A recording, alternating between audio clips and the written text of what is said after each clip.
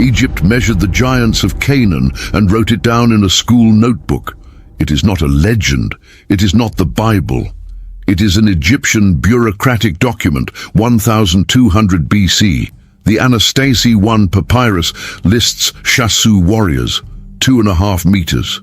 The pharaoh's scribes recorded this as field data. Archaeologists saw it. They did not publish it. Why? In 1918, an archaeologist found a stone chamber in Amman.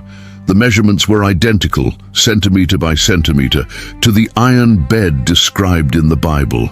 But what was engraved on the walls of this chamber confirmed something that science still refuses to name.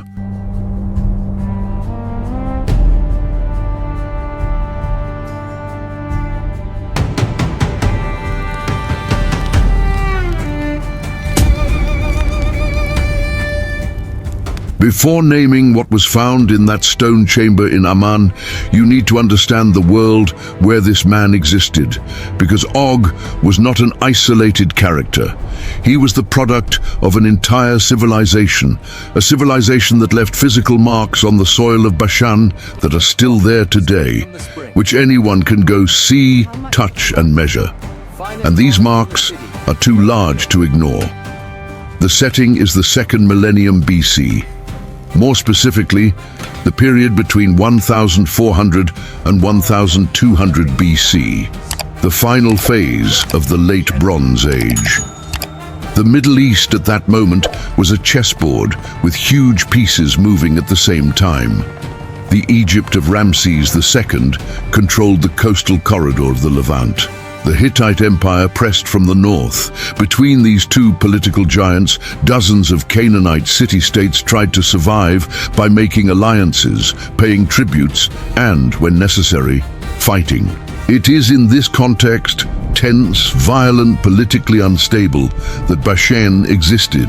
Bashan was a volcanic plateau northeast of the Sea of Galilee. Today, this territory corresponds to the Golan Heights in Syria and northern Jordan. The soil there is basalt, hard, dark, almost black volcanic stone, formed by eruptions that shaped the landscape thousands of years before any human civilization arrived. It is extraordinarily fertile soil, abundant rains in winter, pastures that sustained enormous herds, oak forests that covered the slopes of Mount Hermon. By the standards of the 2nd millennium BC, Bashan was rich, and wealth in that world attracted power. The territory was bounded by the Jabbok River to the south and by the slopes of Mount Hermon to the north, a strip approximately 150 kilometers long by 60 wide. Within this area, the Bible records 60 walled cities under the direct control of Og 60. Not villages, not camps, not cities with stone walls, reinforced wooden gates and metal bolts. Stop. Think about that for a moment. 60 walled cities in a territory the size of a small state. For the 2nd millennium BC, this was not just military power. It was a statement of consolidated civilization. Most peoples of that period lived in semi-permanent structures. Og ruled an urban network. The capital was Ashtaroth, identified by modern archaeologists as Tel Ashtara in southern Syria. The second administrative seat was in Edrei, today the city of Dara, also in Syria, exactly on the border with Jordan. Two capitals for a single kingdom. This suggested not only power, but administrative sophistication. A king with two power centers distributed his presence across the territory. He controlled trade routes through the north and the south at the same time. But who were the people who built this network of cities? The Bible calls them the Rephaim, and this word is one of the densest enigmas in all of biblical literature. In Hebrew, Rephaim has two completely distinct meanings, and neither of them is comfortable. The first meaning is the most literal, giants or people of great stature. It is in this sense that the term appears in Deuteronomy and Joshua when describing the peoples who inhabited Canaan before the arrival of the Israelites. The second meaning is older, darker, and comes from the most archaic Semitic religious tradition. Rephaim also means the dead. the spirits of the ancestors, the shadows of those who have gone. A single people with two names that mean at the same time the most terrifying living and the most feared dead. This was no linguistic accident. In the culture of the ancient Near East, dead ancestors were considered active forces in the world of the living. Kings were buried with precise rituals so that their spirits would continue protecting the kingdom. The Rephaim in the Canaanite religious tradition were the deified royal ancestors, the powerful dead who still ruled from beneath the earth. Here is where the story gets disturbing. If the Rephaim were at once a historical people of great stature and a religious category of deified ancestors, then Og was not just a king. To the Canaanites, he was the living link between the world of mortals and the world of the ancestral dead. He ruled 60 cities in the present and represented the continuity of a lineage that came from before historical memory. This explains why 10 of the 12 Israelite spies sent to Canaan returned in genuine panic. They did not just find big men. They found a power system that combined military strength, urban density, and absolute religious authority. Og was, at the same time, the most powerful king in the region and the living representative of a sacred lineage.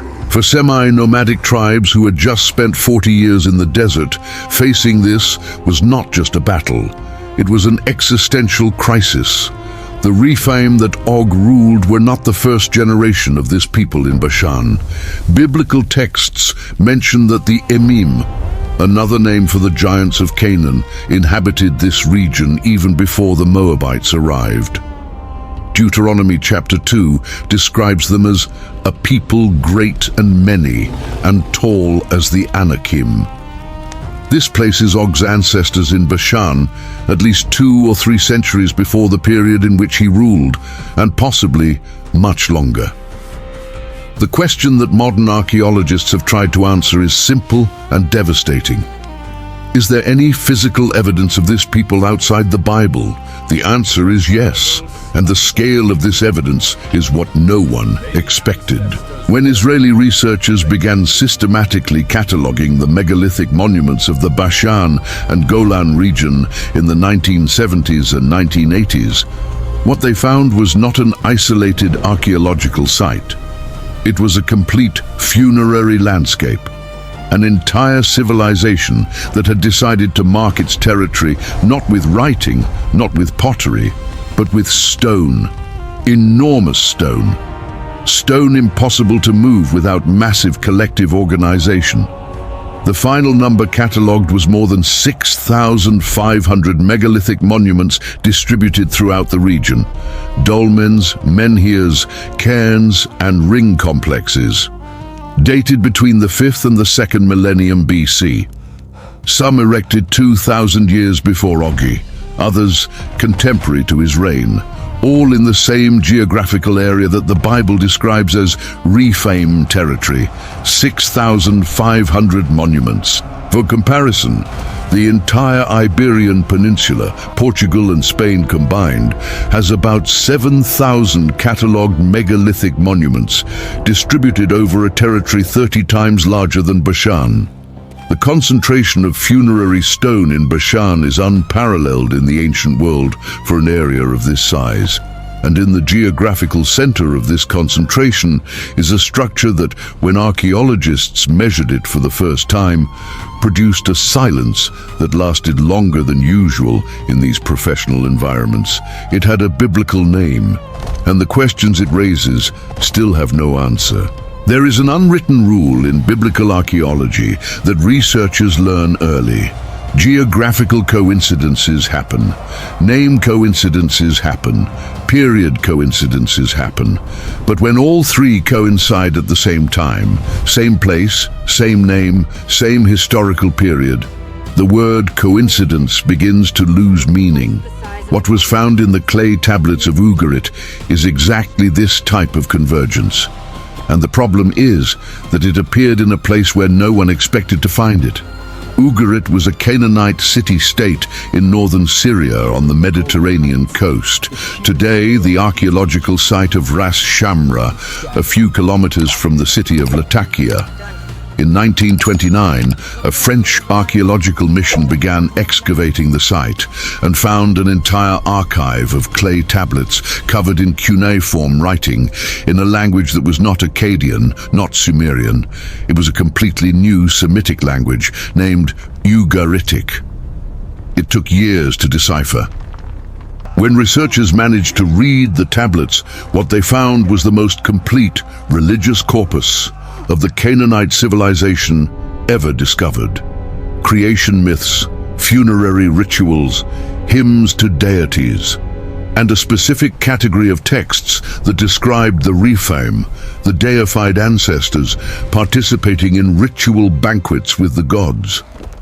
The Rephaim of Ugarit were not a metaphor. They were entities with names, territories, and specific functions in the Canaanite pantheon. Among the hundreds of tablets recovered in Ugarit, one in particular caught the attention of the Spanish academic Gregorio del Olmo Lete, professor of Semitic philology at the University of Barcelona and one of the world's leading specialists in Canaanite religion.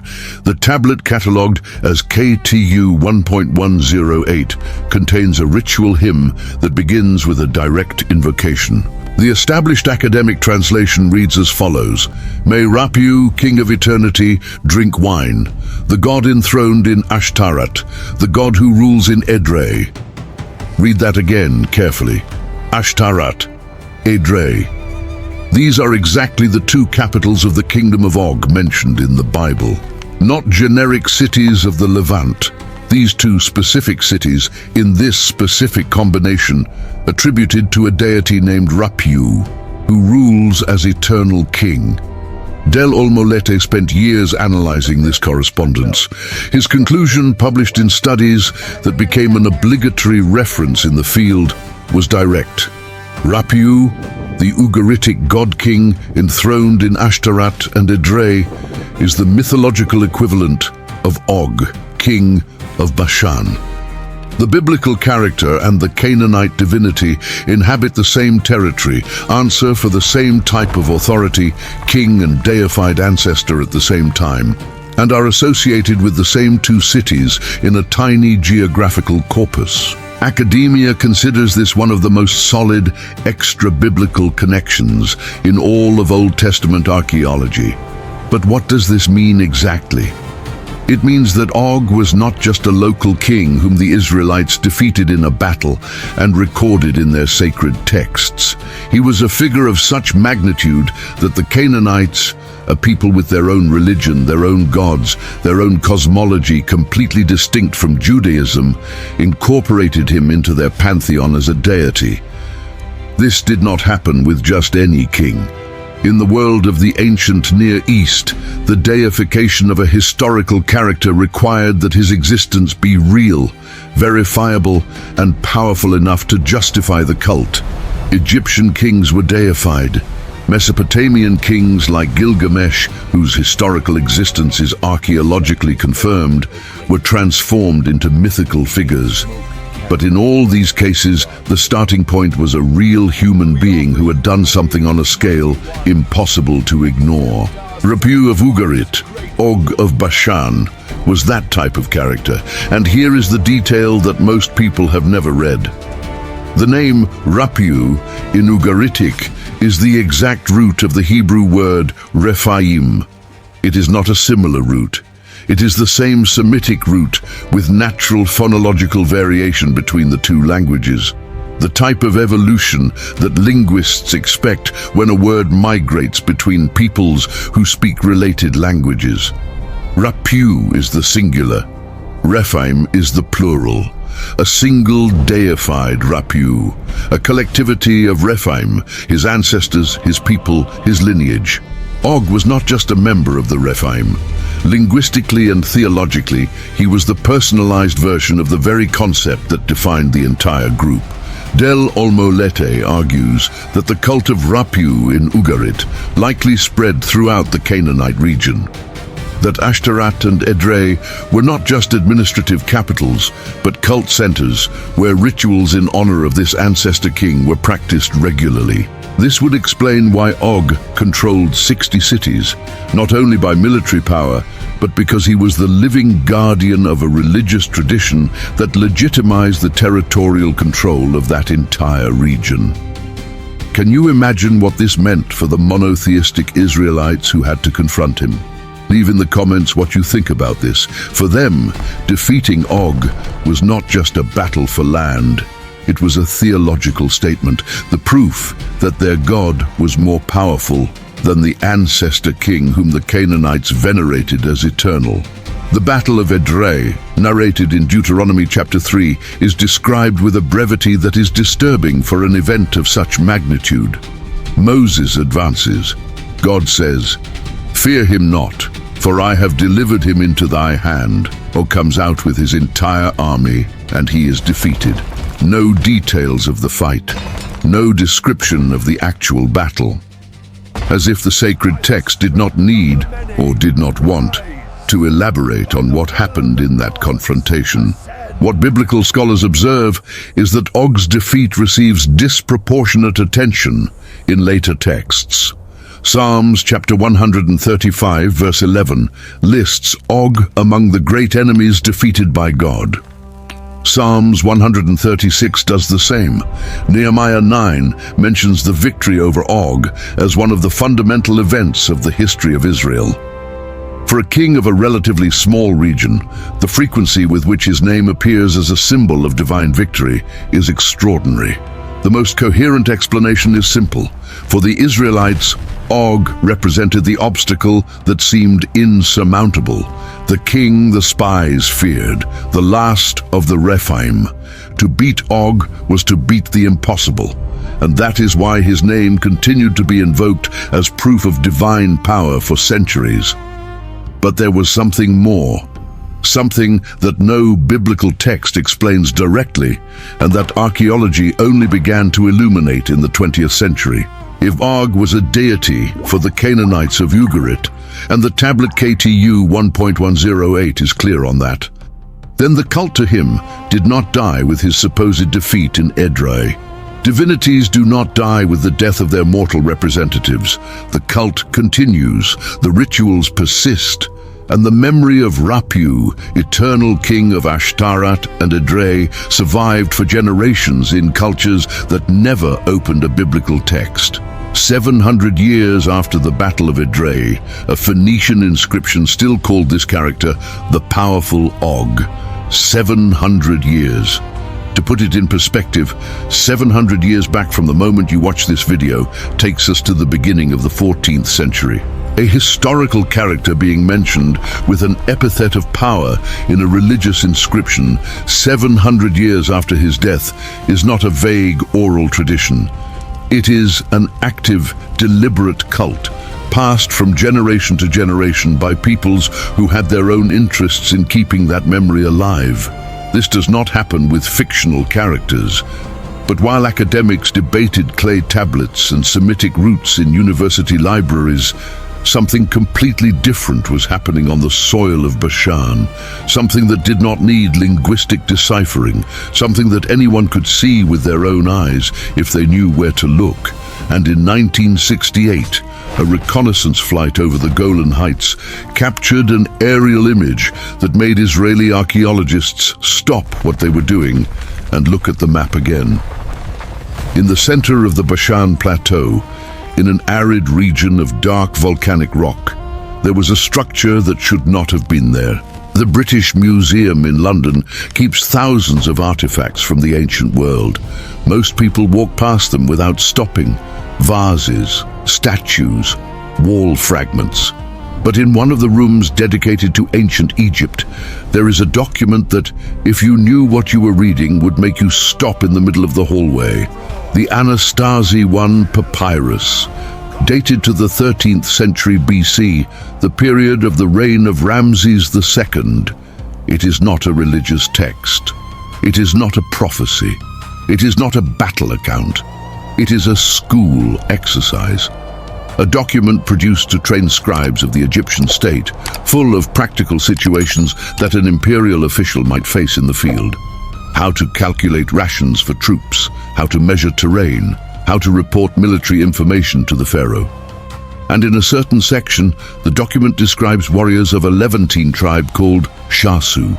The Shasu were a semi-nomadic people who inhabited the corridor between Egypt and Mesopotamia, exactly the region that today corresponds to Israel, Jordan, and southern Syria. Egypt knew them well. There are Egyptian records of the Shasu from the 15th century BC. They were considered recurring enemies, difficult warriors, a people who frequently resisted imperial authority. The Anastasi I papyrus describes Shasu warriors with heights between 4 and 5 Egyptian cubits. In modern measurements, between 2 meters and 10 centimeters and 2 meters and 60 centimeters. This is not myth. It is not religious allegory. It is operational data recorded in a bureaucratic training manual. The type of document an Egyptian scribe used to learn how to report field information to the state. No one writes propagandistic exaggeration in a school notebook. No one includes fantastic measurements in a document whose only purpose is to train officials to work with reality. And here is where the Anastasi I papyrus becomes impossible to dismiss. It was written in the same century in which the Bible positions the Exodus, in the same geographical region where the Bible locates the giants of Canaan, by a people, Egypt, who had no theological interest in confirming Hebrew texts. The Egyptian scribes did not read the Book of Numbers. They were writing down what their field agents reported, and what they reported were warriors of 2.5 meters. But the Anastasi I papyrus was not alone. There was something visual, something carved in stone that the Egyptians left for anyone to see. In 1274 BC, Ramses II fought the Battle of Kadesh against the Hittites, the largest chariot confrontation in ancient history fought in northern Syria. The reliefs recording this battle in the temples of Abydos and Luxor are among the most photographed in the ancient Egyptian world. And in several of these reliefs, captured Shasu spies appear being interrogated by Egyptian soldiers. The Egyptian artistic convention was clear and consistent. The pharaoh was always portrayed in colossal size, much larger than his enemies, to symbolize divine power. Enemies were small, subjugated, visually diminished. But in the reliefs of the Battle of Kadesh, the Shasu warriors are portrayed proportionately larger than the Egyptian soldiers who capture them. This violates the convention. An Egyptian artist who portrayed enemies larger than the pharaoh's soldiers was risking severe punishment because that representation implied that the imperial army had captured someone stronger than itself. The only coherent explanation for this visual anomaly is that the artists were recording what they saw, not what the propaganda ordered them to show. The Shasu were physically larger, and that reality was impossible to hide even for the imperial artists. Now comes the data that closes the argument. The Shasu disappear completely from the archaeological record during the transition from the Bronze Age to the Iron Age, approximately between 1200 and 1000 BC. There are no later Egyptian records mentioning the Shasu as an operational group. There are no archaeological sites identified with Shasu settlements after that date. An entire people that appears in Egyptian military, administrative, and artistic documents for 2 centuries simply vanishes from the map. This disappearance coincides exactly with the period in which the Bible narrates the conquest of Canaan by the Israelites and the extermination of the giants by Joshua. Stop. Think about that for a moment. It is not a coincidence of one factor. It is a coincidence of 4 simultaneous factors. The same people, in the same region, in the same period, disappearing at the same time as the biblical text describes their extermination. For that to be a coincidence, it would be necessary for 4 independent variables to align without a common cause. In any other area of ancient history, this level of convergence would be called confirmation. In biblical archaeology, it is called an open question. What researchers from the Armstrong Institute of Biblical Archaeology documented when analyzing the set of Egyptian evidence is that the Shasu were not a homogeneous ethnic group. They were an Egyptian administrative category for nomadic and semi-nomadic tribes of the Levant. Within this category, there were distinct subgroups, and one of those subgroups, identified in Egyptian geographical lists from the 14th century BC, is referenced with a toponym that several scholars read as Ubayu, one of the first extra-biblical occurrences of a root associated with the Hebrew divine name. This means that among the Shasu themselves, the people the Anastasi I papyrus describes as being 2.5 meters tall, there was a subgroup that venerated a deity whose name the Egyptians recorded with the same consonantal root as the God of Israel. The border between the giants and the Israelites may have been much more porous than any ancient text explicitly suggests.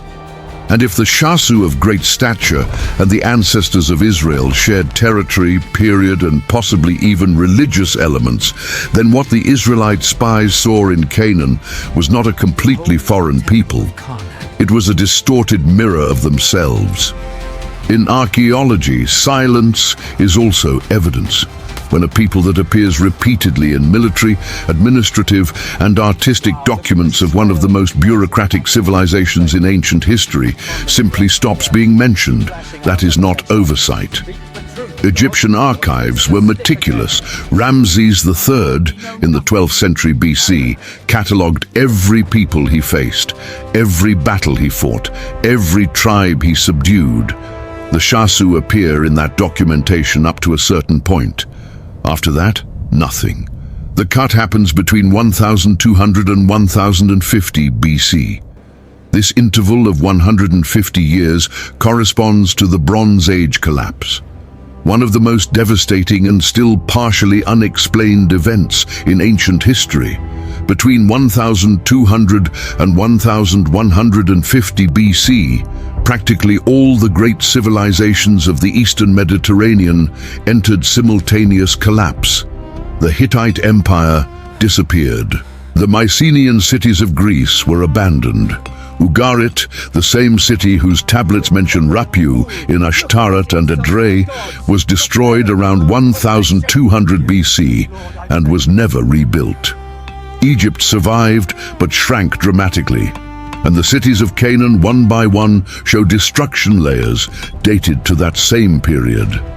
Archaeologists call this phenomenon the Late Bronze Age collapse. The causes are still debated. Invasions by the Sea Peoples, prolonged droughts, collapse of trade routes, internal rebellions, or, more likely, a combination of all these factors at the same time. What is certain is that the map of the Levant in 1100 BC was unrecognizable compared to that of 1300. In this context of generalized chaos, the Shasu disappear, and in the same chronological layer, a new entity begins to appear in the archaeological record of the interior of Canaan. Smaller settlements, without writing, with pottery patterns distinct from the coastal Canaanites, concentrated in the central hills of Israel. This people did not build large cities, they built villages, but they built many of them rapidly in a period of a few generations. These hill settlements are the oldest archaeological trail that researchers associate with the historical Israelites. What happened to the cities of Bashan during that period is documented by excavations. Tel Ashtara, Og's capital, Ashtaroth, shows layers of destruction and abandonment dated to the late 2nd millennium BC. Edrei, the second seat of the kingdom, presents a similar pattern. The 60 walled cities that Deuteronomy attributes to Og's control do not survive intact the crossing between the 2nd and the 1st millennium. This does not prove the biblical narrative of the conquest. Destruction in that period had multiple possible causes. But it proves that the cities existed, that they were walled and consolidated exactly as the text describes, and that they were indeed destroyed or abandoned in the period in which the Bible positions the events of Joshua. Archaeology does not confirm the agent of destruction, but it confirms the destruction. Now here is the problem that no paper resolves directly. If the Shasu disappeared during that collapse, absorbed, exterminated, or assimilated by other peoples, where are their bones, their tools, their funerary objects? Peoples do not vanish without leaving a material trail. Bodies are buried, pottery breaks and stays in the soil for millennia, metals oxidize but persist. The archaeological sites of Bashan have bones, they have pottery, they have funerary objects. But the human bones found in the dolmens of the region, the megalithic funerary chambers that cover the Bashan Plateau, have been systematically studied only in recent decades. And what the osteological analysis revealed is that the chambers were used for long periods by multiple generations as collective tombs. There are no individual skeletons of great stature, isolated and clearly identifiable as giants. What there are populations with height variation within normal human parameters, with some individuals at the upper limit of that variation. This does not eliminate the question, because the dolmens of Bashan were not built by the Shasu. This is the detail that reorients everything. The Shasu operated in the 2nd millennium BC. The dolmens of Bashan, the megalithic funerary chambers that cover the plateau in numbers over 6,500, were built between the 5th and the 3rd millennium BC.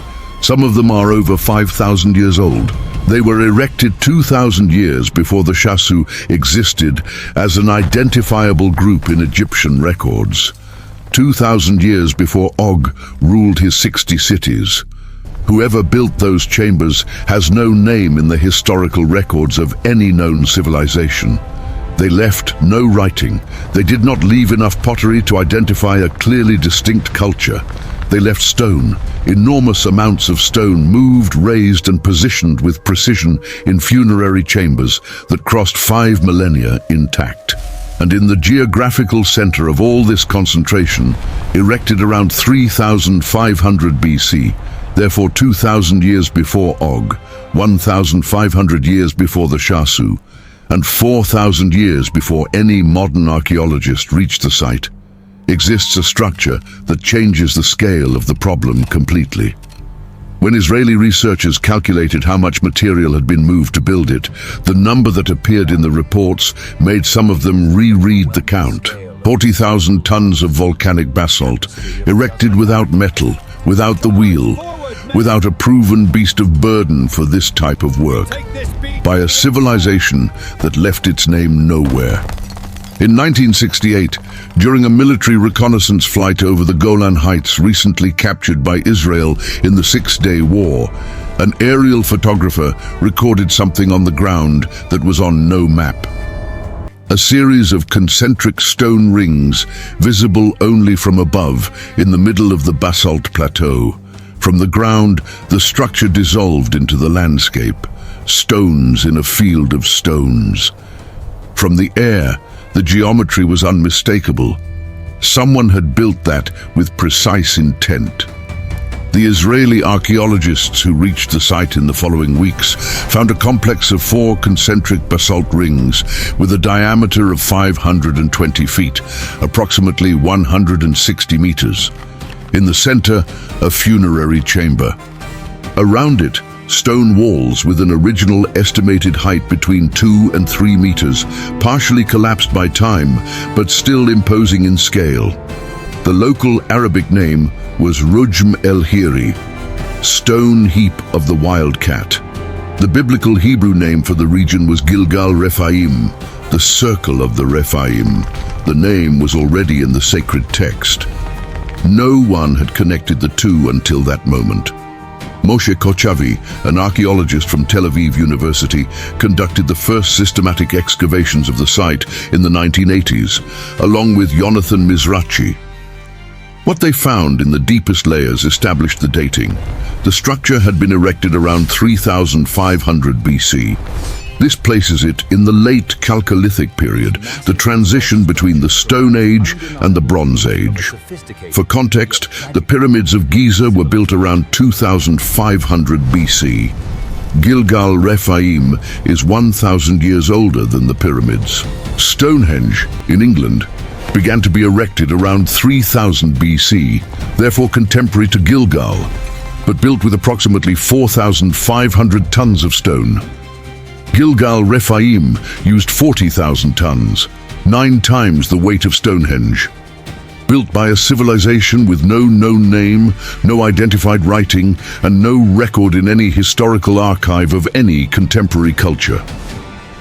What Kochavi and Mizrachi discovered about the function of the structure was equally disturbing. The funerary chamber in the center of the complex was oriented with astronomical precision. The opening of the chamber points exactly to the point on the horizon where the sun rises on the summer solstice, the longest day of the year in the northern hemisphere. At the dawn of the solstice, light enters directly through the entrance corridor and illuminates the interior of the chamber for a few minutes before following its normal arc. This is no construction coincidence. It requires calculation. It requires systematic astronomical observation over generations to identify the exact point on the horizon. It requires the ability to translate that observation into stone geometry with enough precision for the alignment to work millennia later. The same technique, funerary chambers oriented to the solstice, appears in Newgrange, Ireland, built around 3200 BC. It appears in megalithic monuments of French Brittany. It appears in Neolithic structures of Malta, an architectural tradition of funerary chambers with solar alignment that crosses the entire Mediterranean in the same historical period. No one knows if these civilizations communicated. No one knows if the technique migrated or was developed independently in multiple places at the same time. What is known is that the civilization that built Gilgal Rephaim knew precision astronomy, and it chose Bashan, the territory of the Rephaim, to build its most monumental structure. Later studies conducted by researcher and field guide Danny Herman, who spent decades mapping and documenting the megalithic sites of the Golan, revealed the full scale of human settlement associated with Gilgal Rephaim. The region around the complex showed evidence of approximately 2,000 inhabitants distributed in 50 smaller settlements, all using dolmens as collective tombs, all operating within the same cultural period. 2,000 people, 50 settlements, 40,000 tons of stone in the center. This means that the construction of Gilgal Rephaim was not the project of a large city with surplus resources. It was the central project of an entire community, a relatively small community that channeled an extraordinary proportion of its collective resources into erecting a funerary and astronomical structure of disproportionate scale. Why? That is the question archaeologists formulate and do not answer satisfactorily. The solstice orientation suggests a calendrical function, marking the cycle of the year for agricultural or ritual purposes. The central funerary chamber suggests ancestor worship. The scale suggests that this cult was the organizing axis of all social life for that community. But without texts, without images, without any representation left by these builders, the interpretation remains speculative.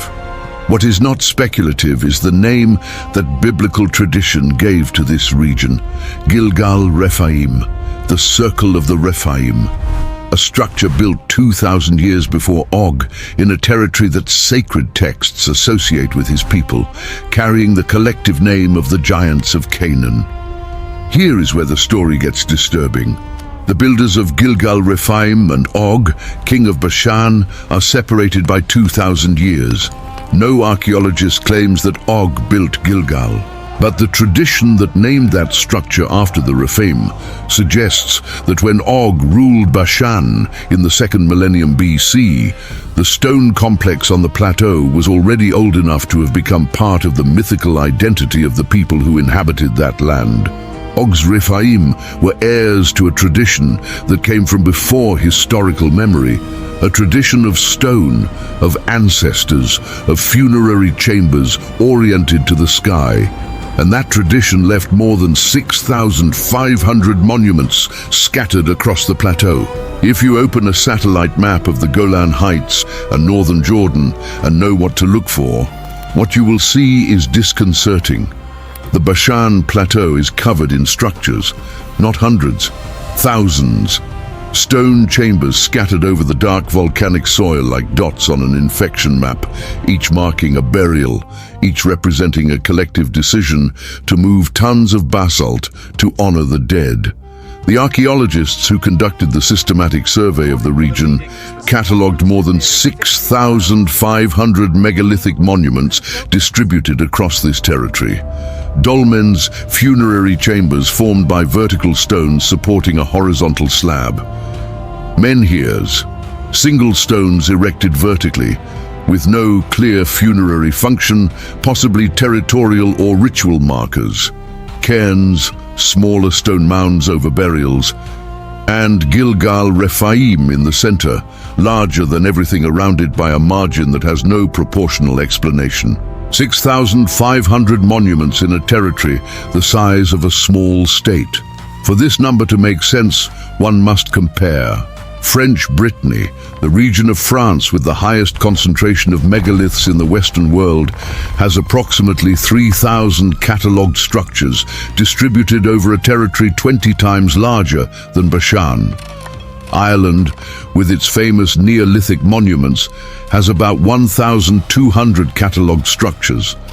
The entire Iberian Peninsula has approximately 7,000, in a territory 30 times larger. Bashan has the highest density of megalithic monuments per square kilometer on the planet. This data is not in dispute. It is in the archaeological reports. It is in the records of the Israel Antiquities Authority. It is a physical fact, verifiable by any researcher who goes to the field with a GPS and a spreadsheet. What is in dispute is what this means. The conventional explanation is that the region had ideal conditions for megalithic construction, an abundance of volcanic basalt that naturally fractures into manageable blocks, fertile soil that sustained populations large enough for collective labor, and a cultural tradition of burial in collective chambers that persisted for millennia. Nothing supernatural, nothing that requires an explanation outside the parameters of standard archaeology. This explanation is reasonable, and yet it leaves a question unanswered. Why here, specifically? Basalt exists in other regions of the Levant. Fertile soil exists in other parts of Canaan. The tradition of collective burial existed in multiple cultures of the period.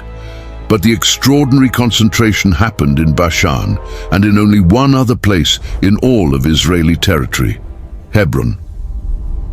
The hills of Judah around Hebron have the second largest concentration of dolmens in Israeli territory. It is not a coincidence that archaeologists record with enthusiasm. It is a data point that appears in reports discreetly, without an explicit connection to biblical texts, but the connection is there for anyone who reads the two records together. Joshua chapter 11 verses 21 and 22 records that Joshua exterminated the Anakim, the clan of giants to which the Israelite spies reacted with terror, in the cities of Hebron, Debir, and Anab. 3 cities in the region of Judah. The text is specific about the location, and it adds that, after the extermination, none of the Anakim were left in the land of the Israelites. Only in Gaza, Gath, and Ashdod did some remain. Gaza, Gath, and Ashdod are Philistine coastal cities outside Israelite control at that period. Now overlay the biblical map onto the archaeological map. The two extraordinary concentrations of megalithic funerary monuments in Israeli territory are exactly in the two regions where the Bible positions the giants of Canaan, Bashan to the north and Hebron to the south. It is not an approximate overlap, it is a precise geographical correspondence. Archaeology did not arrive at this coincidence by seeking to confirm the biblical text. The monuments were there before any archaeologist compared the two maps. Stop. Think about that for a moment. A researcher who had never read the Bible and mapped only the megalithic monuments of Israeli territory would arrive at the same geographical conclusion. Something different was happening in Bashan and Hebron. A culture of funerary construction of disproportionate scale, concentrated in those two specific regions, which does not repeat with the same intensity at any other point in the territory. That hypothetical researcher would then open the biblical text and find, in the same two regions, the names of the giants of Canaan. What would he call it? Coincidence or data? The issue of the Hebron dolmens has been documented more systematically in recent decades by researchers from the Israel Antiquities Authority during preventive survey work before construction in the region. What the survey revealed is that the funerary chambers of the hills of Judah were built in the same general period as those of Bashan, between the 5th and the 2nd millennium BC, and present the same architectural pattern of collective chambers with horizontal stone slabs. The same building tradition, the same two territories, the same people the Bible calls Rephaim and Anakim. But there is a specific dolmen that left the category of general archaeological data and entered the category of concrete problem. A dolmen that is not in Bashan. It is in Amman, exactly where the Bible says Og's iron bed could be seen as a museum piece, and the measurements of that dolmen made a German archaeologist in 1918 stop in the middle of his notes and measure again. Gustav Dalman was not looking for giants when he arrived in Jordan. He was an archaeologist and Orientalist from the University of Greifswald, one of the most respected scholars of Semitic languages and biblical geography of the early 20th century. His project was systematic and methodical, mapping the archaeological sites of the Transjordan region and documenting the structures he found. Serious fieldwork, without a declared theological agenda. When he arrived in the vicinity of Amman and found the dolmen, he began to measure as he did with all other structures. And when the numbers appeared on paper, he measured again. The internal dimensions of the chamber corresponded with a margin of error within the reasonable for conversion of ancient units to the measurements of Og's iron bed described in Deuteronomy 3, verse 11. 4 meters and 20 centimeters long, 1 meter and 85 wide. Gustav Dalman was the type of researcher who mistrusted quick conclusions. Trained in theology and Semitic philology, he spent decades traversing the Levant on foot and horseback, measuring archaeological sites, documenting inscriptions, and photographing structures that most European scholars knew only through third-party descriptions. His method was empirical to the point of obsession. Nothing went into his reports without direct measurement, without geographical coordinates, without detailed physical description. When he arrived at the dolmen in the vicinity of Amman in 1918, he did what he always did. He took out his measuring tools. He noted the external dimensions of the structure. He entered the inner chamber. He measured the length. He measured the width. He measured the height. Then he opened the text of Deuteronomy that he carried with him in the field. Chapter 3, verse 11, Og's iron bed was 9 cubits long and 4 cubits wide, measured by the cubit of a man. The standard Hebrew cubit equals approximately 46 centimeters. 9 cubits, 4 meters and 20 centimeters. 4 cubits, 1 meter and 85 centimeters. The internal dimensions of the chamber that Dalman had just measured corresponded to these values with the precision expected for a conversion of ancient units. within a margin of error of a few centimeters in each direction. He measured again. The numbers did not change. The report Dalman subsequently published was careful in its vocabulary, as any serious researcher would be. He did not declare that he had found Og's bed. He documented the find as a structure of exceptional interest, pointed out the correspondence of dimensions with the biblical text, and recorded that funerary chambers of this type were extremely rare west of the Jordan River. The only comparable concentration he observed was in the hills of Judah near Hebron, exactly where the Bible positions the Anakim. Dalman's work remained relatively obscure in the English-speaking world for decades, circulating mainly in German among specialists. This changed in 1956 when the German biblical historian Werner Keller published The Bible as History, a book that would become one of the best-selling biblical archaeology titles of the 20th century, translated into more than 20 languages. Keller dedicated several pages to Dalman's discovery. His argument was direct. The correspondence between the dimensions of the Amman dolmen and the biblical measurements of Og's bed could not be dismissed as coincidence without justification. Coincidences of one variable are common. Coincidences of multiple simultaneous variables, correct location, correct period, correct structure type, correct dimensions, demand an alternative explanation. And Keller pointed out that no critic had offered a satisfactory alternative explanation. The book sold millions of copies. The Amman dolmen entered the public radar. The mainstream academic response was and continues to be cautious. The standard position is that dolmens were collective funerary chambers, not individual beds, and that the dimensions could be a coincidence within the normal variation of megalithic structures in the region. Researchers like Israel Finkelstein of Tel Aviv University and others from the minimalist school of biblical archaeology argue that attempting to connect specific physical structures to biblical characters is methodologically problematic without additional evidence of direct identification. This argument is legitimate, and yet it leaves a gap, because the biblical text in Deuteronomy 3 does not present Og's bed as a sacred or miraculous object. It presents it as a verifiable object, something anyone could go see in Rabbah of the Ammonites, which is exactly where Amman is today. It is the language of someone citing physical evidence, not someone narrating a miracle. And the structure Dalman found in Amman is the exact type that a real individual funerary chamber for someone of exceptional stature would occupy. The problem is not that the correspondence is impossible. The problem is that it is too uncomfortable to confirm and too specific to discard. But Dalman did not just record the dimensions. Inside the chamber, he found traces of reddish pigment on the internal walls. Ochre, the same mineral used in funerary rituals in cultures of the period across the Mediterranean.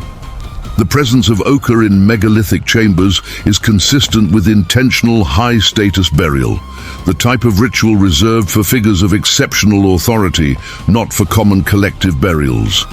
This does not prove that the chamber belonged to Og, but it changes the category of the structure. It is not a generic collective burial dolmen. It is a high-status individual burial chamber, in the right dimensions, in the right place, in the right period. And then there is the question of the material. Deuteronomy describes Og's bed as an iron bed, basal in Hebrew. Several scholars throughout the 20th century interpreted this description as a reference to the volcanic basalt rock of the region, which is dark, dense, and has a metallic appearance when polished. The basalt of Bashan was called ironstone by peoples of the region in later periods. If Dalman's chamber was made of basalt, as virtually all the dolmens of Bashan and Transjordan are, then the description iron bed may be a translation that preserved the visual appearance of the original material. The debate remains open. No academic consensus has been formed. No modern excavation focused specifically on that structure has been conducted with current technology. Ground-penetrating radar, DNA analysis of bone residue, and precise carbon-14 dating of the preserved ochre pigment. The instruments are available.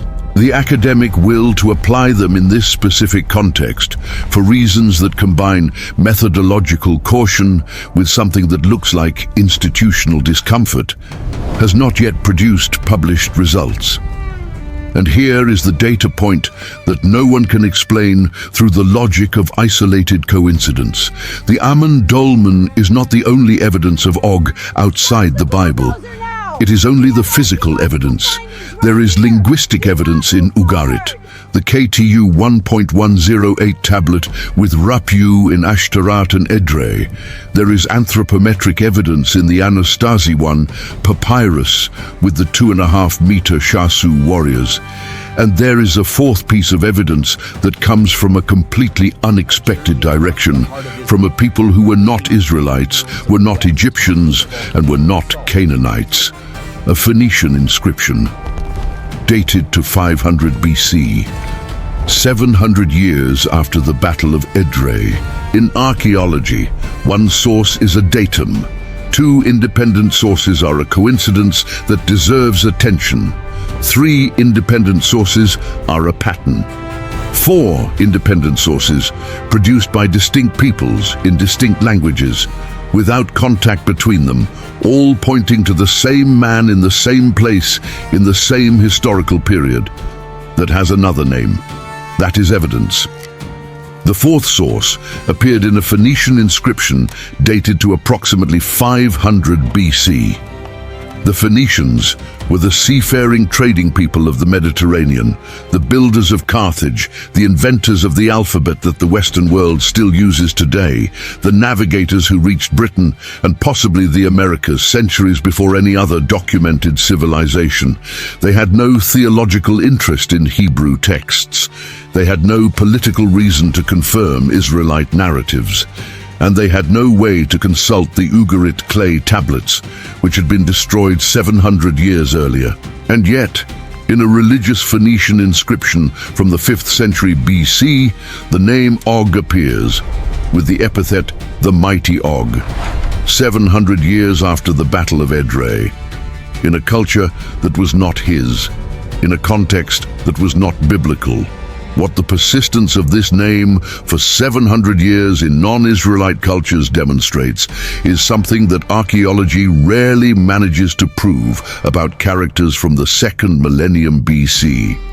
Continuity of independent cultural memory.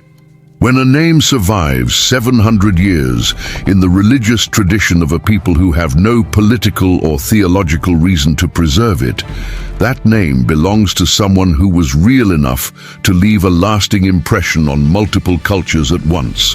Fictional characters do not generate this type of persistence in external civilizations. Gilgamesh survived millennia because he was real before he was a myth. Achilles does not appear in contemporary Hittite records because he was Greek fiction from the start. Og appears in a Phoenician record 700 years later. This puts him in the category of Gilgamesh, not Achilles. Now place the 4 sources side by side. The first is the biblical text, Deuteronomy, Numbers, Joshua, Psalms, produced by the Israelite tradition. Describes Og as king of Bashan, the last of the Rephaim, ruler of 60 walled cities with a capital in Ashtaroth and a seat in Edrei. Defeated in battle by Moses. Iron bed with precise measurements visible in Rabbah of the Ammonites. The second is the Ugaritic clay tablet KTU 1.108, produced by the Canaanite civilization of Ugarit, destroyed in 1200 BC. Describes Rapyu, exact linguistic root, as Rephaim, as the eternal king enthroned in Ashtarat and ruling in Edrei. The same 2 cities, the same territory, the same type of royal religious authority. The third is the Anastasi I Papyrus, produced by the Egyptian state in the 13th century BC as a bureaucratic training document.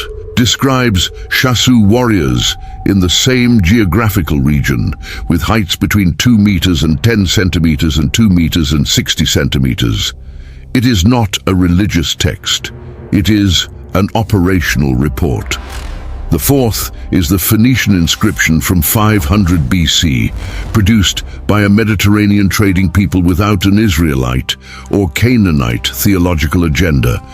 Mentions the mighty Og in a religious context, 700 years after his supposed death. None of these sources cite each other. Read that sentence again, because it is the center of everything. None of these sources have access to the others. The Egyptian scribes of the Anastasi I papyrus did not read Deuteronomy. The Hebrew text did not exist in a consolidated written form at that period. The priests of Ugarit, who engraved the KTU 1.108 tablet, did not consult Egyptian archives. The Phoenicians who produced the inscription from 500 BC had no access to the Ugarit tablets destroyed 700 years earlier. 4 civilizations, 4 languages, 4 distinct historical periods within an arc of 700 years. All recording the same character in the same territory with the same type of exceptional authority. In any other area of ancient history, if this character were named Amenhotep or Nebuchadnezzar, this would be called robust historical confirmation and would be in high school textbooks. And here is where the convergence becomes physically palpable. The Amman dolmen, the basalt chamber with the dimensions of the iron bed from Deuteronomy, is located in Rabbah of the Ammonites, exactly where the biblical text says Og's bed could be seen, not in a nearby region, not in a vaguely associated territory, in the specific geographical point that the text names. This means that the 4 independent sources converge not only on the same character, they converge on the same address, a physical object, a stone chamber, in an identifiable location on the modern map, with dimensions that correspond to the sacred text, covered in high-status funerary pigment in the capital of the Ammonite kingdom, where the Bible says the bed was kept as a museum piece. Can you imagine the statistical probability of this being a coincidence? Leave in the comments what you think. But there is an additional layer that is rarely mentioned outside of specialized academic circles, and which is perhaps the most disturbing data point of this whole story.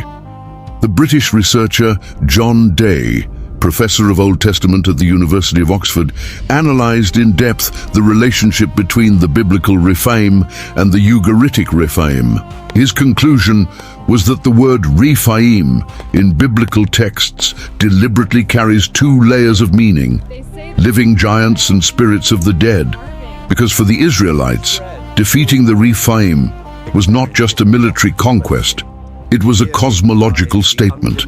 By eliminating the Rephaim from Canaan, Israel was not just clearing territory for settlement. It was breaking the sacred lineage that connected the Canaanites to their deified ancestors. It was cutting the spiritual link that legitimized Canaanite control over that land. Og was the last of that lineage. The biblical text is explicit: only survivor of the Rephaim. Not the last king, the last of the entire lineage. His death was not the end of a battle. It was the end of an era. 4 sources, 4 peoples, 1 man, and a stone chamber in Amman that still exists, that anyone can go see, that has the right measurements in the right place, and that modern science has still not excavated with the instruments we have available today. The question that remains is not whether Og existed. The convergent evidence from 4 independent civilizations places that question beyond the reasonable for anyone who analyzes the data without a prior agenda. The question that remains is a different one. If Og was real, if this man of extraordinary stature and power ruled 60 walled cities in Bashan in the 2nd millennium BC, Then what the Israelite spies saw when they arrived in Canaan was also real. And what they saw made them refuse to advance for 40 years. Numbers chapter 13. Moses is camped in the Sinai desert with the Israelite tribes. The land of Canaan is ahead. Before advancing, he does what any experienced commander would do. He sends spies. 12 men, one from each tribe. The best. The text describes them as leaders, not common soldiers. 40 days of reconnaissance in enemy territory, and when they return, the report they deliver splits the group in half. 2 spies, Caleb and Joshua, say that conquest is possible. The other 10 say it is not. But what the 10 say is not just the enemies are strong. The vocabulary they use is specific, visceral, and disturbing in a way that goes beyond normal rhetorical exaggeration. We saw the Nephilim there, the descendants of Anak. We seemed like grasshoppers in our own eyes, and we looked the same to them. Grasshoppers, not we were smaller, not they were big. Grasshoppers, the proportion that an insect has in relation to a human being. The question that researchers debate is whether this description is rhetorical hyperbole or a genuine account of terror. And the answer matters because the consequences were devastating. When the report from the 10 spies reached the camp, panic set in totally and immediately. The text describes the entire community weeping all night, complaining against Moses, proposing to elect a new leader and return to Egypt. The crisis was so severe that God, in the biblical narrative, decreed that no adult of that generation would enter Canaan. All would die in the desert. 40 years of forced wandering as a direct consequence of the report of 10 spies. This is disproportionate for common rhetorical hyperbole. Experienced tribal leaders, men who had survived slavery in Egypt and 40 years of extreme conditions in the desert, do not enter into collective psychological collapse over an exaggeration. What they reported was something they saw in a concrete enough way to produce generalized trauma in an entire community. The psychologist and historian Peter Van Sina, who dedicated decades to the study of oral tradition in pre-literate cultures, documented a consistent pattern. Accounts of collective trauma in oral cultures tend to compress exaggeration downward, not upward. Groups that experience defeat or terror tend to minimize the threat in following generations to preserve the narrative of survival and resilience. The preservation of a description of such extreme inferiority, we seemed like grasshoppers, against the natural instinct to minimize humiliation, suggests that the oral tradition considered this description essential to the integrity of the account. In other words, the level of terror described in Numbers 13 was real enough that following generations felt they needed to preserve it with precision, even if it was humiliating. Og enters this narrative as the breaking point. When the next generation, the children of those who died in the desert, finally advances to Canaan, the first big confrontations are against Sihon, king of the Amorites, and Og, king of Bashan. Sihon is defeated. Og is the second, and for the Israelites, the more threatening. Deuteronomy chapter 3 opens with Moses narrating the advance toward Bashan, and what the text records before the battle is significant. God speaks directly to Moses with a specific instruction not to fear. Fear him not, for I have delivered him into thy hand. This instruction does not appear before every battle. It appears before Og, which suggests that the fear of Og was real, recognized, and severe enough to require explicit divine intervention before the confrontation. It was not a routine battle. It was the obstacle that the previous generation had refused to face, and that had cost the entire generation 40 years of desert. The battle takes place in Edrei, Og's second capital, today the city of Dara in Syria. The biblical text describes Og going out with his entire army for open confrontation. And then it records the Israelite victory with the brevity mentioned before, without tactical details, without a description of the fight, without highlighted individual heroism. But there is a detail in that battle that most people who have read the text have never fully processed. Joshua.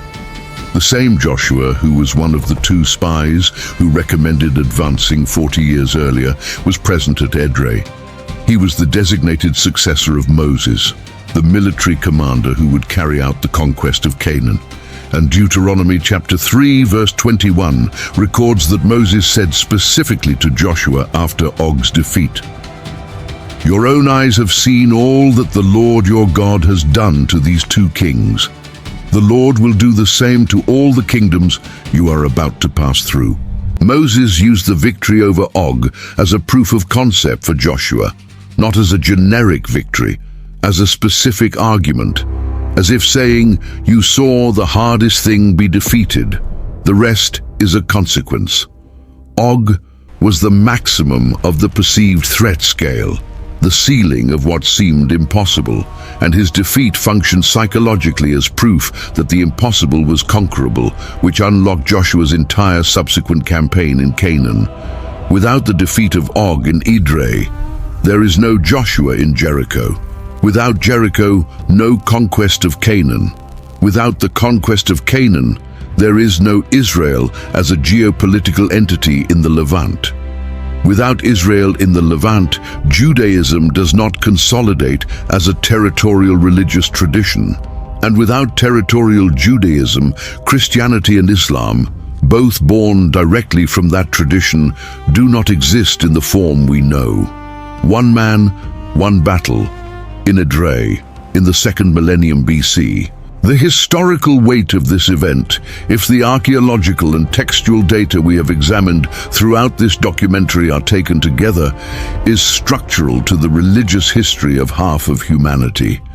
And yet, after all this, the tablets of Ugarit, the Anastasi I papyrus, the Amman dolmen, the Phoenician inscription, the 6,500 monuments of Bashan, the fundamental question remains without a definitive answer.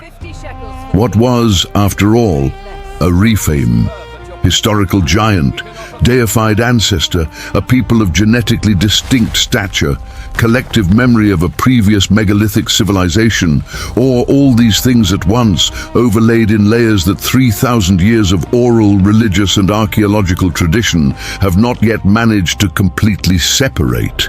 The answer to that question is in the next block. And it is more uncomfortable than any of the previous options. There is a sentence in Deuteronomy that almost no one quotes when talking about Og. It is not the sentence about the iron bed. It is not the description of the 60 cities. It is a short, almost casual sentence, inserted in the middle of the text as if it were secondary data, but which, when you stop to process it, changes the weight of everything that came before. Og, king of Bashan, was the only survivor of the Rephaim. The only survivor, not the last king of the Rephaim, the only survivor of the entire lineage. What the text implies is that when Og ruled Bashan, the Rephaim had already disappeared in all other territories. They had already been eliminated by the Moabites to the east, by the Ammonites to the south, by the peoples who advanced from all directions over Canaan during the chaos of the Bronze Age collapse. Og was not the king of a Rephaim people. He was the last of them, the only one who was still standing when the Israelite tribes arrived. That sentence transforms the Battle of Edrei into something different from what it seems in a superficial reading. It was not a confrontation with a powerful people at the height of their strength. It was the confrontation with the last representative of a lineage that was already being erased from the world from all directions at once. Og ruled 60 walled cities, yes, but he ruled alone, without the network of Rephaim allies that had existed generations before, without lineage backup, without a successor of the same stock. When Moses defeated him at Edrei, there was not another Rephaim left to continue. The lineage ended there. But what was that lineage? The word Rephaim appears in the Old Testament in two completely distinct contexts, and most modern translations treat the two contexts as if they were different words, because the implications of them being the same word are difficult to manage theologically.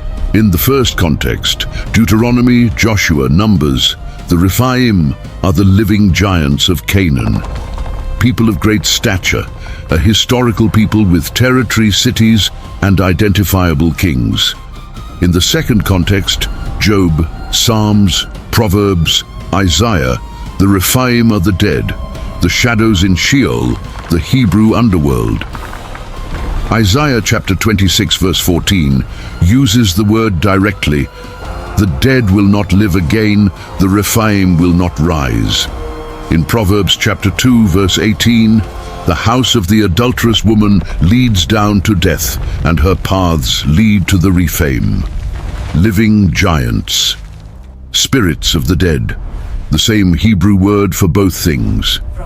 John Day of Oxford and other specialists in Canaanite religion argue that this semantic duality is not a linguistic accident. It is a direct inheritance from the Canaanite theology that we absorb in the Ugaritic texts, where the Rephaim were the deified royal ancestors, dead kings who continued exercising spiritual power over the living from the underworld. For the Canaanites, the living Rephaim and the dead Rephaim were the same lineage in different stages of existence. The living kings of the Rephaim lineage ruled in the physical world. When they died, they became Rephaim in the religious sense, powerful ancestors in the underworld, capable of influencing harvests, battles, and the fate of kingdoms. Og, as the last of the Rephaim, was therefore the last living link of a chain that went from the ruling kings down to the deified ancestors in the underworld. His death did not just close a political lineage, it closed, in Canaanite cosmology, a direct line of connection between the world of the living and the power of the sacred ancestors. That is what the Israelites broke at Edrei. Now comes the question that researchers formulate in private but rarely publish with this clarity. If the Rephaim were at once historical giants and sacred ancestors, if the word carried those two layers simultaneously for all the peoples of the ancient Levant, then what exactly was the physical stature within that belief system? Was it simply genetics? Was there a population of individuals genetically taller than average who, for that reason, were incorporated into the religious category of exceptional beings? Or was the stature part of the symbolic language, the way ancient cultures used to describe exceptional spiritual and political power, without necessarily implying literal measurements of 2.5 meters? The honest answer is probably both things at the same time. The Anastasi I, Papyrus measures Shasu warriors at 2.5 meters in a bureaucratic document that has no symbolic function. That anchors the question in real biology. There were people of exceptional stature in that region at that period, and the Egyptians measured them as operational fact. But the Ugarit tablet transforms Rapu, the same figure, into an eternal divinity. And the Phoenician inscription 700 years later maintains the epithet of power without any reference to physical stature. What this suggests is that the historical reality of individuals of great stature provided the concrete biological basis for a theological construction of much greater reach. The Rephaim were real as people, and they were real as a religious category. And the two realities fed each other for generations until they became inseparable. Og was the final product of that process, a real man, or at least a historical character with enough real basis to be recorded by 4 independent civilizations, who would become simultaneously king, sacred ancestor, and cosmological link between the living and the dead. And here is the final data point that academia records without drawing the full conclusion. After Og's defeat and the subsequent conquest of Canaan by Joshua, the Rephaim disappear completely from the historical record as a living group. Later, biblical texts occasionally mention individuals of great stature. The most famous is Goliath of Gath, a Philistine described as being approximately 2 meters and 90 centimeters in Samuel, but not as members of an organized lineage with territory and political power. The lineage of the Rephaim as a political and religious entity ends with Og, and archaeology confirms, in the destruction layers of the cities of Bashan, that something ended in that period. The megalithic funerary chambers stopped being built. Gilgal Rephaim was abandoned. The settlements around the stone complex were vacated. The civilization that had raised 40,000 tons of basalt on the volcanic plateau and covered the territory with 6,500 funerary monuments simply stopped. It did not migrate elsewhere with the same construction pattern. It did not leave an identifiable next phase. It stopped. The question that no one answers satisfactorily is this: what was a Rephaim? It was a people. It was a royal lineage. It was a religious category. It was a memory of ancestral megalithic builders. It was the fear that 10 spies brought from the desert and that cost an entire generation 40 years. It was the last obstacle that needed to be overcome so that a nation could exist. It was all those things, and archaeology, linguistics, epigraphy, and the sacred texts, each field from its own direction without consulting the others, reached the same geographical region, the same historical period, the same character. 4 sources, 4 peoples. A stone chamber in Amman with the right measurements, and a question that 3,000 years have not yet closed. Let's do what academia rarely does. Let's put everything in a single line and look at it without looking away. An Egyptian scribe in the 13th century BC notes down measurements of warriors in a specific region of the Levant. A Canaanite priest in Ugarit engraves on a clay tablet the name of a divine king with the same 2 capitals that the biblical text attributes to Og. A German archaeologist in 1918 finds in Amman a stone chamber with the dimensions of the bed described in Deuteronomy. And a Phoenician scribe 500 years BC, 700 years after the Battle of Edrei, still calls this character the mighty Og in a religious inscription. 4 documents, 4 languages, 4 peoples with no contact between them, all pointing to the same address on the map. This is not theology, this is data convergence. What makes this convergence different from other coincidences that archaeological skeptics rightly dismiss is the geographical specificity. It is not a vaguely similar name found in a generic region. It is Ashtaroth and Edrei, 2 specific cities in a specific combination in a specific territory, appearing in a Canaanite tablet and in the biblical text, with a difference of a few centuries, and without one source being able to consult the other. The probability of 2 cities with the same names, in the same combination, in the same territory, associated with the same type of royal religious authority, being a random coincidence, is calculable. And the number that appears in that calculation is small enough to make any honest researcher uncomfortable. Moshe Kochavi excavated Gilgal Rephaim in the 80s with no declared biblical agenda. What he found was a 40,000-ton structure with precise astronomical alignment, built 2,000 years before Og, in the territory that carried his people's name. He did not go to Bashan looking for giants. He went looking for archaeology. And what the archaeology showed was that that land had been inhabited by builders of exceptional scale for at least 3 consecutive millennia before any biblical text was written. Pause here for a moment and feel the weight of that. Gilgal Rephaim was built in 3500 BC. The pyramids of Giza were built in 2500, Stonehenge in 3000.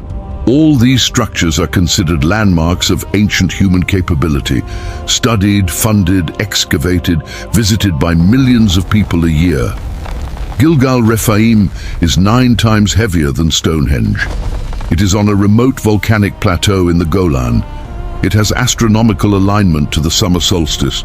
It is surrounded by 6,500 funerary monuments. It was built by a civilization with no name in the historical records of any contemporary culture, and most people who watch this video have never heard of it.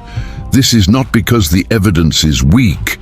It is because the evidence is in the wrong place, geographically, theologically, and politically, to receive the treatment it would receive if it were anywhere else on the planet.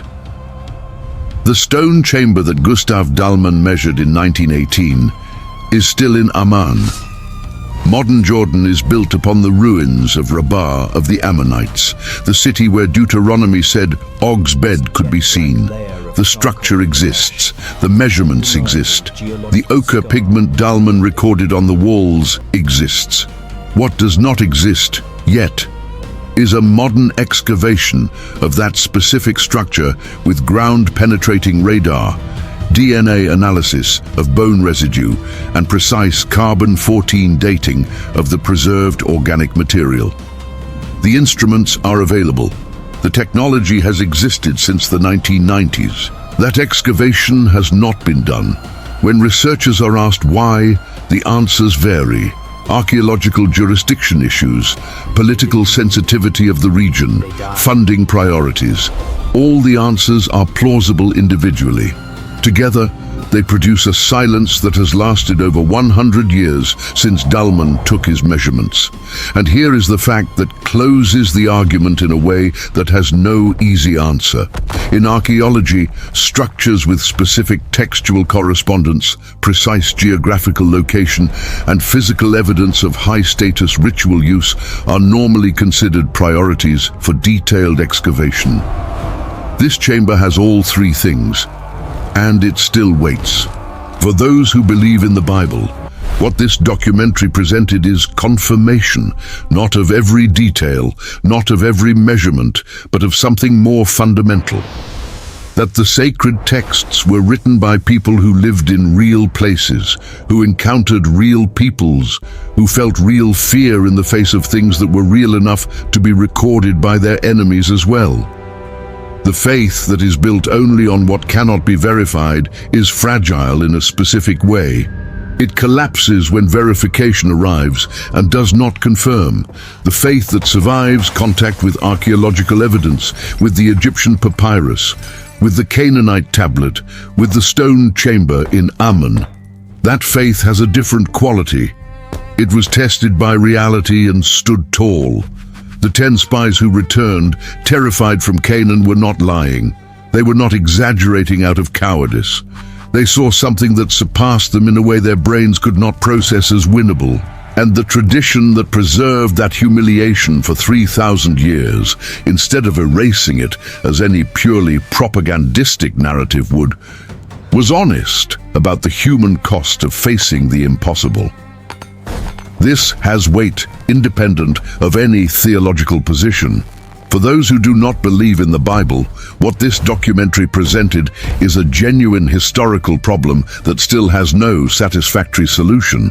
It is not possible, with intellectual honesty, to dismiss the convergence of 4 independent sources as coincidence without offering a working alternative explanation. And to this day, no alternative explanation has been offered that simultaneously accounts for the Anastasi I papyrus, the Ugarit tablet, the Amman dolmen, and the Phoenician inscription. The problem is on the table, and the table does not disappear just because no one wants to sit at it. Og of Bashan, last of the Rephaim, a stone chamber in Amman that has yet to be excavated with the instruments we have today. The question that remains, and that I want you to leave in the comments, is this. If that excavation were done tomorrow with modern technology and the results confirmed Dalman's measurements with scientific precision, what would that change for you? If you've made it this far, the next video will interest you. We explore another biblical character that 3 different civilizations recorded and whose physical traces were found in a place where no one expected them.